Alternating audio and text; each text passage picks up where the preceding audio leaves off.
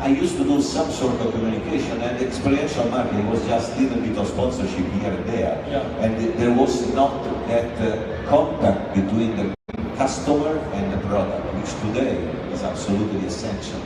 It's necessary to bring the product in contact and make really now there is this nice word of experiential marketing, which is basically bringing the product in the hand of the customer. So the value of the test drive, the value and even the shape of the funnel of sales has changed. Now it's much more important to bring as soon as possible the customer in contact with the car. Let's focus on that a little bit more. I like that funnel of sales that you're talking about and the experiential aspect of it.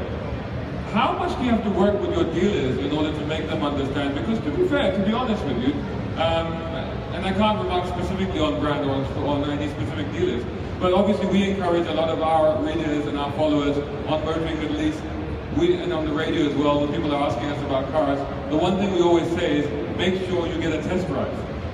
Because it's only when you test drive the car will you know if that car is right for you, but also maybe for your better half, or maybe for your family, if that's what you want the car for. I say to people say, I want a family car, so take your family to the showroom, put them in the car.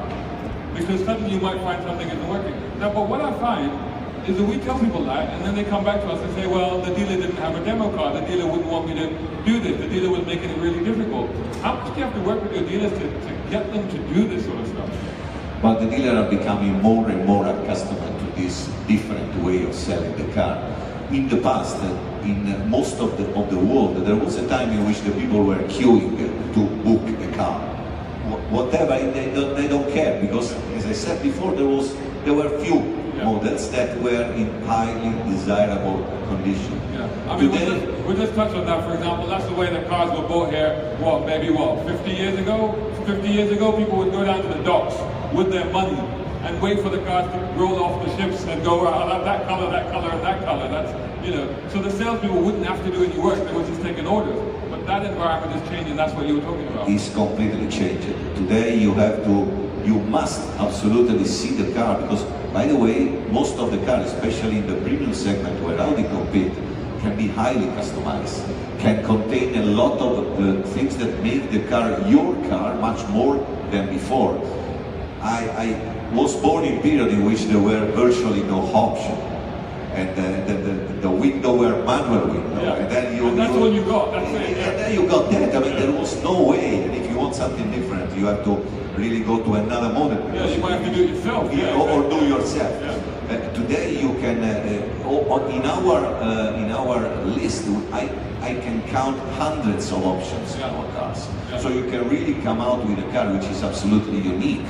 Of course, you have to wait some time because the car needs to be produced. This is more in the countries that are close to the factory. You can have that much often. Here in the region, you have the dealer that have to anticipate that demand, which is another interesting aspect, because more and more I would encourage customers, even in this region, to customize through the exclusive program, which is one of our best programs. You can really have an amazing product.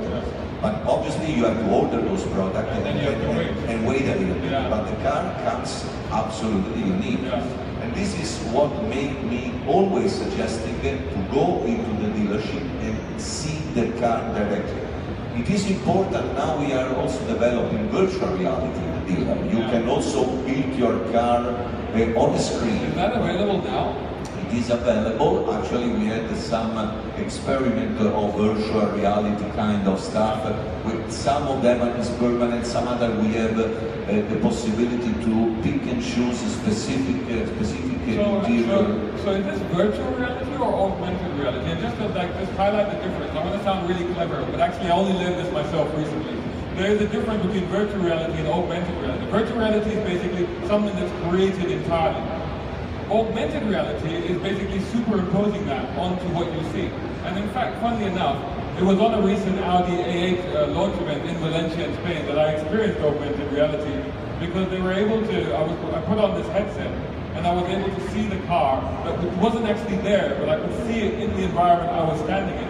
And I could see the radars and the LiDARs and the sonic and the cameras that worked on it and how that covered the area around it. Now, the stuff that the dealer will have, is that similar to that, so they could actually see the car? It's at an earlier stage. There are some prototype of this kind of dealership around the world, but we cannot pretend to have that.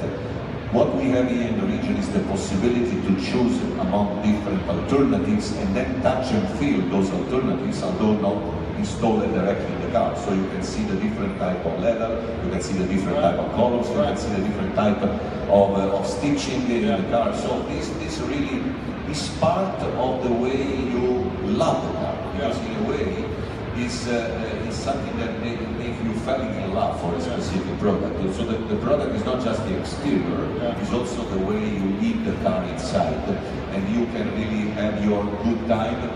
I'm talking about the interior, and also talking about the car entertainment, which has become now amazing. We're jumping ahead a little bit, but I'm fascinated by this, because does that mean that in the future, for example, you could go into a dealership, not now, but in the future, put on a headset and go, you know what, I want the interior to be this color, I want this kind of stitching, and you could literally see it as you're sitting? Absolutely. Wow. This will happen. One day it will happen. Again, as you said, it's not today, but we are working to, this is part of the brand experience. This is part of the way the customer can live with the Audi product and really pick and choose what he wants to create in his own car. And also, we try to link the customer and his family, of course, with the car.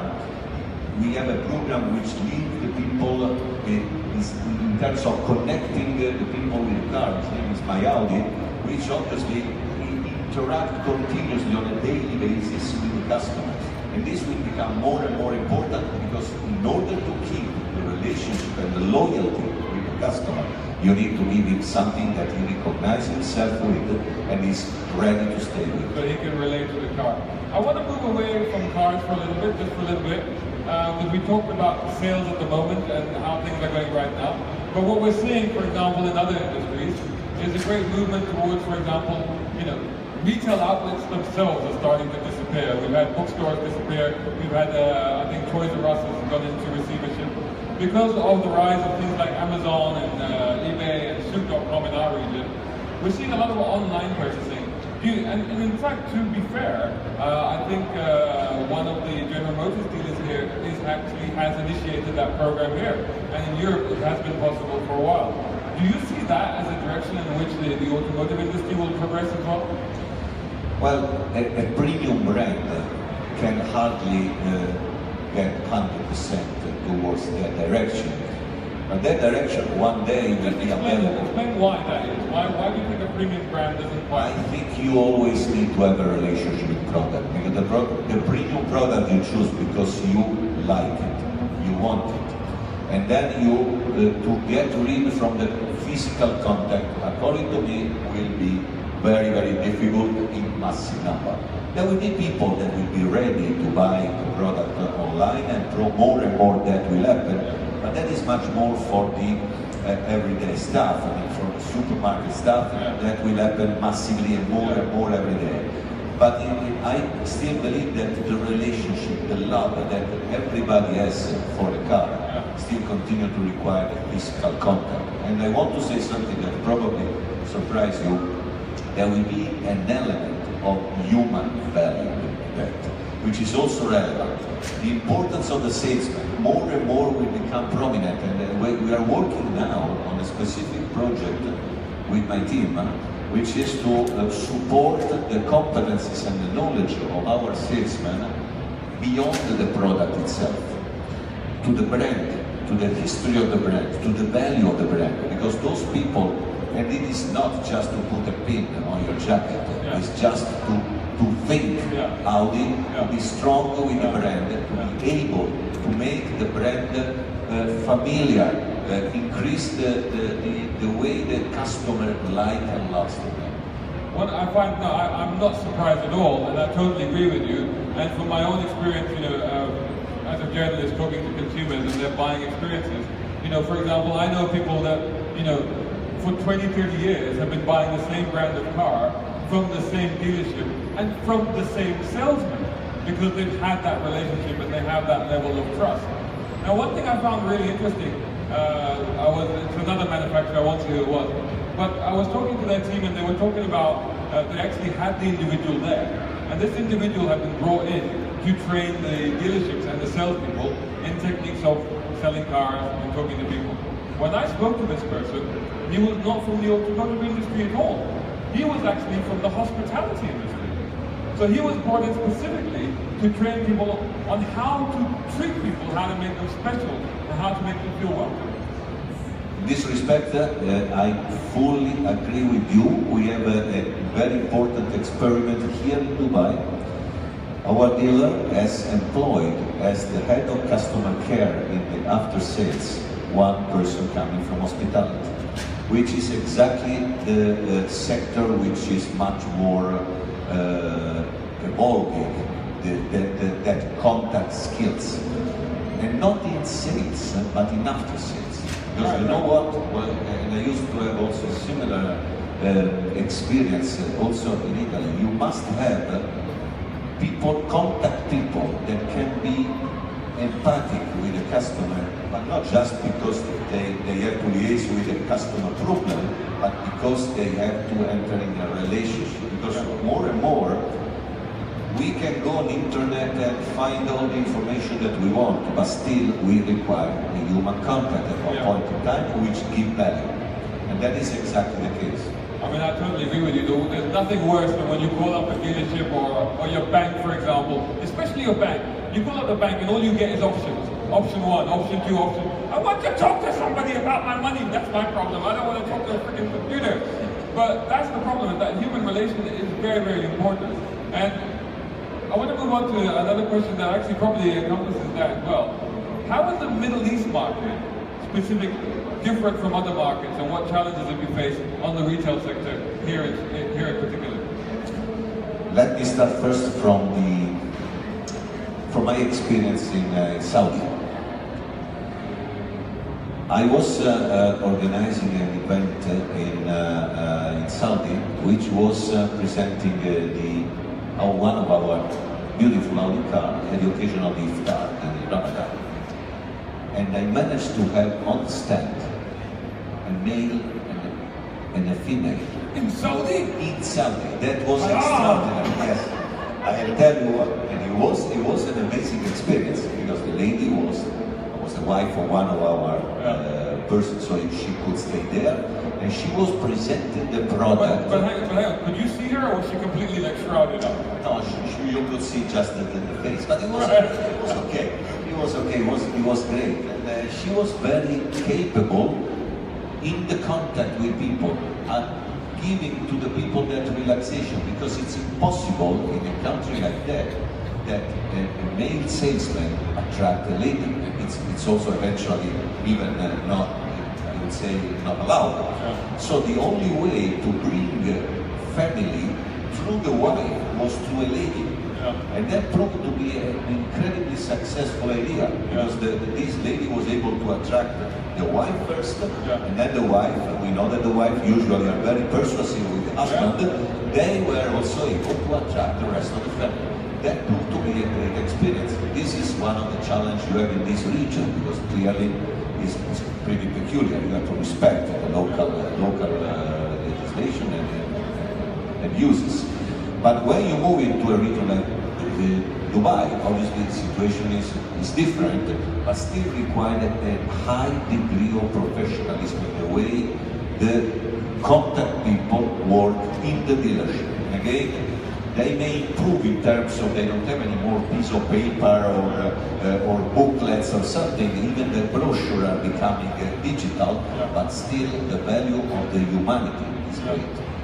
It's very interesting. I think so. You must have been like a pioneer of selling cars in Saudi Arabia, because of course now we have the big news in Saudi Arabia that women will be allowed to drive from June next year, and I'm sure that you're as well as a lot of other manufacturers here are really looking forward to that and looking to see that will open up a market for them. And is that a new challenge that you face? Is that I think you're very relevant in what you said there about women being the bosses in the relationship, particularly when it comes to choosing cars. We often have the question on the radio, somebody calls in on the radio and says, I need to buy a new car for my wife, what do you think I should get? And we're like, ask your wife. it's up to her. She makes the decisions. Absolutely, and I'll tell you already, a couple of years ago when we launched the current Q7 in Saudi, it was pretty obvious that the role of the lady in determining the purchase and choice of the family is prominent.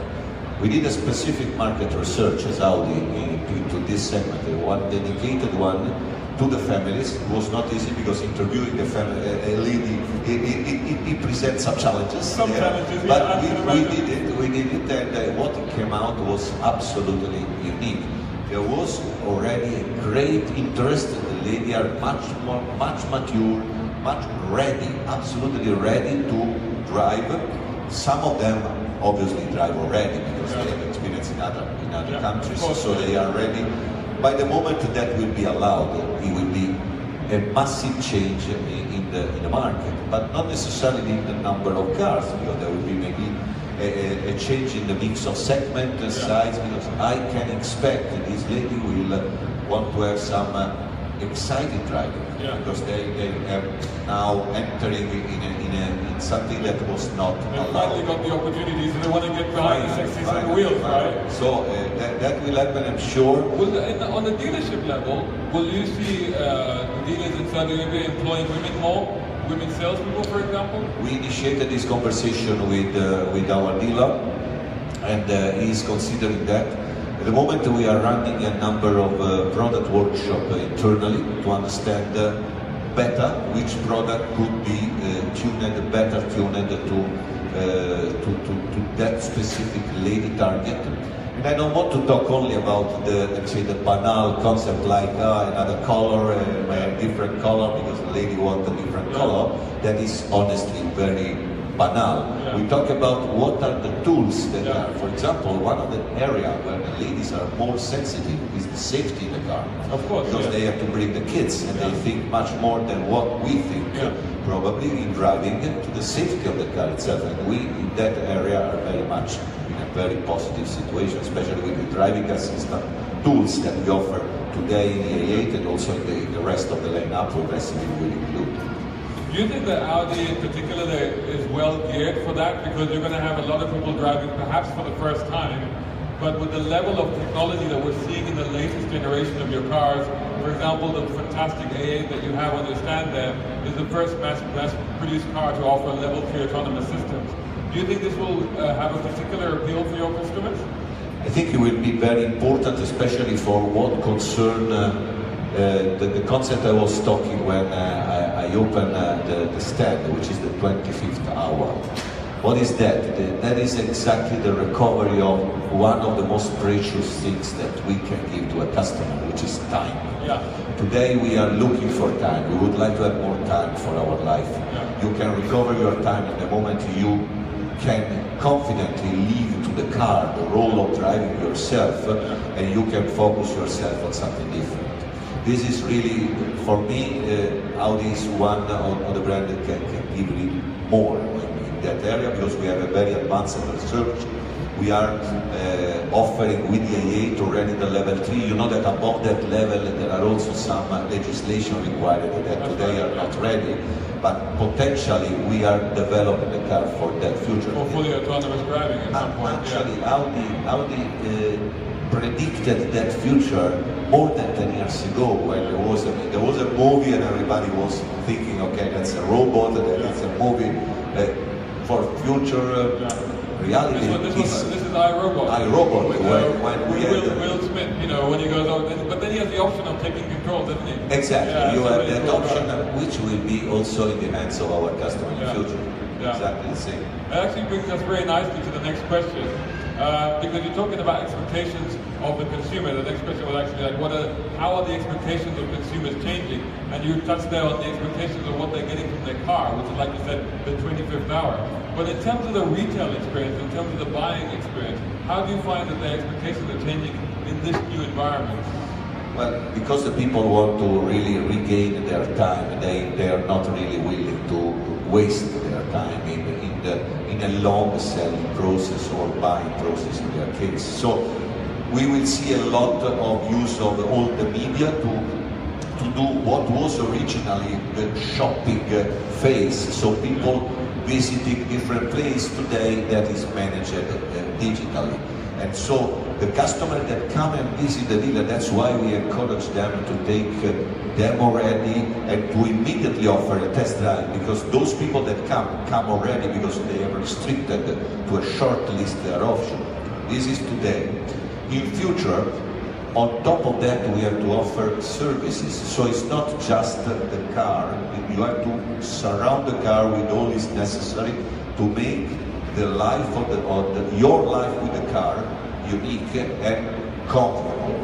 Comfortable means insurance, means mobility services, everything which is linked to the car. The car can grant that, but you also need to have that on top. For example, we are organizing things like you buy a car here in Dubai, you may often go to London or to Rome or to another place, and you will be granted as part of your purchase some usage of vehicle, Audi, of course, in the other city. This is a service we are starting to organize, which will become a sort of Audi on demand in the place where you go. Or you can have Audi on demand even in your condominium, because you can have a service car downstairs which is available for you to be used. This is not just, we are not the only brand, we have to be honest, but these services are being developed massively, and they will become part of the purchase choice of the customer. So this is a whole new concept, and I hesitate to call it car ownership, because it's almost a whole new concept in car usage, where you sort of buy a membership, and then you're able, because what you're suggesting then is that if you take that one step further, do you even need to have one car? Because say I want a small car during the weekdays to commute to the office, then I want a larger family car for the weekend maybe. Oh, is that what we're leaning towards? Are we like? I think you will continue to enjoy car, and so you will have your car, which will be your preferred car. Most commonly will be a premium car, and maybe an Audi premium car maybe. But then you will have a set of service around that car, which will give you the option of the mobility. So you will buy the car and the mobility services. So more and more, our brand, the Audi brand, is trying to move to mobility provider for future, so that I'll give you all the different, I can saturate all the different needs that you have. So talking of mobility, let's stick with that and move forward with that a little bit. Because I'm looking at how things are progressing and how mobility rather than car ownership is becoming more important. Will people, and I'm predicting like far future, or maybe not that far future, but will people even buy cars in the future? I think they will continue to buy car, but there will be a personal choice. More and more, the people will buy their car, the car that they want, with all the tools that they want. It will be their enjoyable car, the moment in which they want to drive. But then the moment they want to be driven, they want to recover their time, or they have to go to work, or they have to commute, that time will be service related. So we will continue to sell great car, maybe we will sell to company that will provide those services, or we will be selling to individual customer. But what is important is to maintain the affinity of the customer with the brand. That is what we are working for today.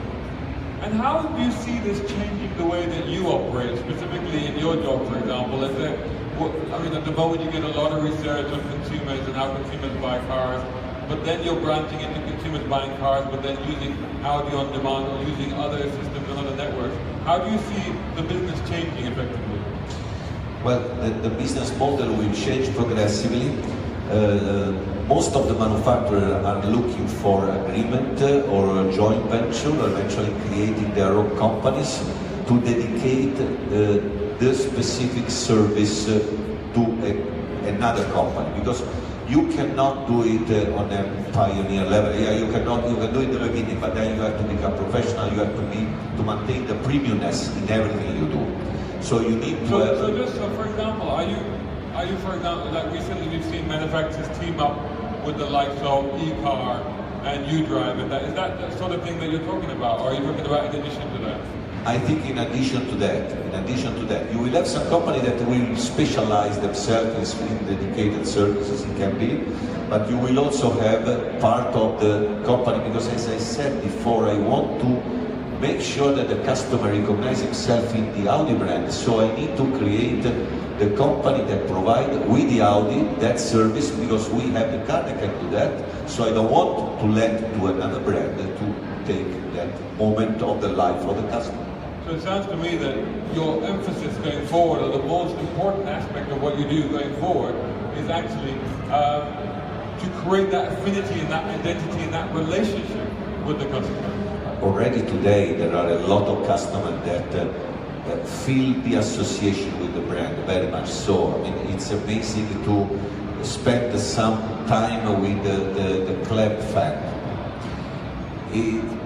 You see the way they talk, the way they breathe the product, and they talk about their product is absolutely amazing. They are really ambassador for us.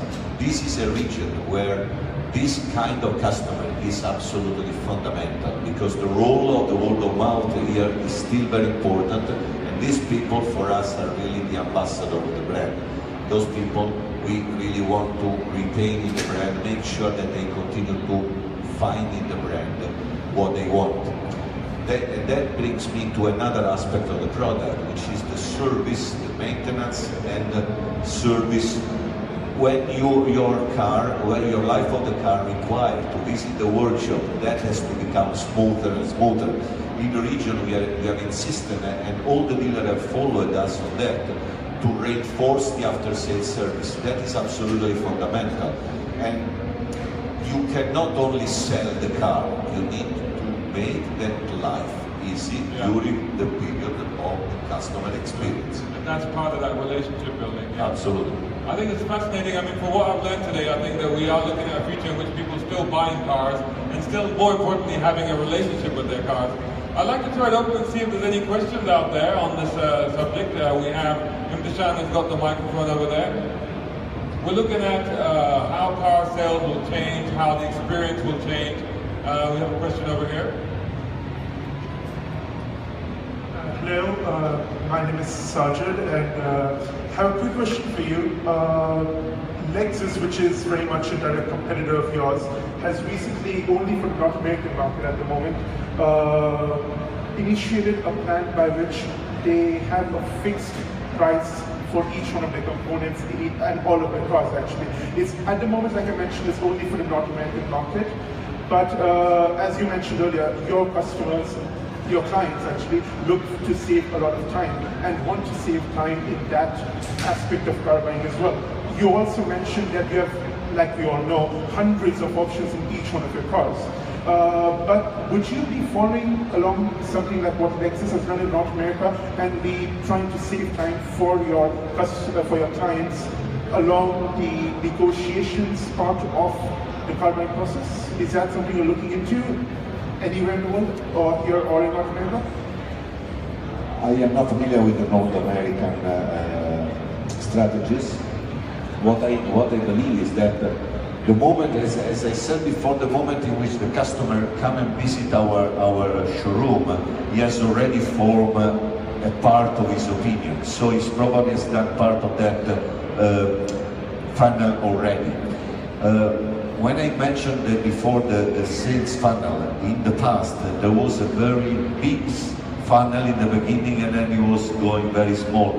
Now the profile of the funnel is much smaller because the people get much better convinced when they come to the showroom. Then the moment in which they come is not necessarily the moment they want to save time, because that is the moment when they want to really decide their product. I have seen negotiation in my showrooms lasting more than an hour or hours. And that is not because the salesman is keeping them, because the salesman would love to go to another customer, but it's because the customer wants to see how the car can be specified. So in a way, I think this is important still to retain that relationship with the customer. I think that's a very good question, because I think a lot of time here, not so much with Audi, because I know you guys are very transparent about your pricing, about your option pricing. Literally, you can go to the website, you can spec up a car. For a lot of other dealerships here, it's literally like, oh, maybe sit down, let's get some tea and let's have a chat, you know, and it all takes a while. Any other questions out there about the nature of car retail, car sales, and how that might change going forward? We have a question back there. Hello, yes. So we see, for example, that Tesla Motors, they're opening up their own dealers and they sell directly to customers, whereas a lot of other car brands still sell through dealers, which are like third parties. Do you see more direct sales to customers from the brands themselves, or do you see that people still go through dealerships? This is a very interesting question, because there may be legal restriction in some country where you need to go through dedicated companies, but most of the car manufacturers have a dedicated company to manage also their direct dealer. And those direct dealers are in a similar configuration like the private dealer. So they are normal dealer but owned by the manufacturers. Those are opportunities for the manufacturer to test sales process, to test new ideas, but at the end they work exactly like a dealer, 100%. So I don't see major difference there, because the selling organization has to be a dedicated organization. It cannot be done by me directly from the headquarters, because it's not my competencies. And more you need a professional approach from those people, and those people will continue to be dedicated. So the competence of the dealer will continue to remain strong and important, likewise is today. And our dealer work with us day after day, side to side, to create all the activity for the customer. So there is no major distance between us and the dealer, because we are actually working very much together. So it's not making so much of a difference. If you do it directly, okay, it's a choice, but not so different. You seem satisfied with that. If there's no other questions, cool. Oh, yeah, we have one more question here. It was really great to see the AA here today with level 3 autonomous driving. When do you think we'll see level 4? The research is up and running. About 2 weeks ago there was the Future Mobility Conference here in Dubai, and we could have our expert at the head of the strategic development here. The manufacturers are working hard in this respect, and Audi is definitely ahead of that. You cannot predict exactly those things, because they also belongs to, they need also some local legislation to be agreed or implemented. We are also working on that here in Dubai already, but it's still a long road to take before you finalize all the aspects of the product that are required, including the local infrastructure. So difficult to predict, but it will happen one day. And it will happen also to level 5 after the level 4, because the technology will continue to run. I was driven myself into a car totally autonomous. It was a test, and I can tell you it was an absolutely amazing experience. Unfortunately, it cannot be done everywhere. It cannot be done in open roads, because at the moment that is simply not allowed. So the autonomous driving, will that be available in just the high-end ranges, or will you be able to get that as an option in, say, an A2? In reality, it will be progressively implemented. The autonomous driving is actually the combination of a number of technical tools available in the car, which all together will give the possibility to the car to become autonomous more and more. And those tools will become either standard or optional progressively in the range. We start from the A8 here in Dubai, and we will move down to the other model. So progressively it will be implemented even more modern, in more often cases, in more different versions. Brilliant, thank you. What I suggest, if you can, come by tomorrow at 4 o'clock, and we're having actually your colleague. Are we still having Damien? We're having Damien and Sebastian? Yes. Yeah. They're going to be here, and they're specifically talking about autonomous car and autonomous car systems. and they'll be covering the full breadth of how that works, including what each level actually means. Personally speaking, I hope the legislations take their time over this, because I don't really want to see these cars on the roads, not necessarily while I'm still driving, but anyway, it is happening, they are coming. So thank you very much. I'd like to please a huge round of applause for Enrico Atanasio and Managing Director of Audi Middle East. Thank you so much for joining us. And so that wraps up this talk, but we are back in just 5 to 10 minutes time, back on the Ignition live stage here in Hall 6 of the Dubai International Motor Show. My colleague Imtishan Jade over there is going to be hosting the next talk, which is zero emission mobility with fuel cell electric vehicle technology. It sounds very complicated, but basically it's going to tell you all about fuel cell cars, what they are, how they work, and how they're going to save us. So come back. We got some cheers already from the back. So come back in literally 5-10 minutes and we're going to do that. Thank you.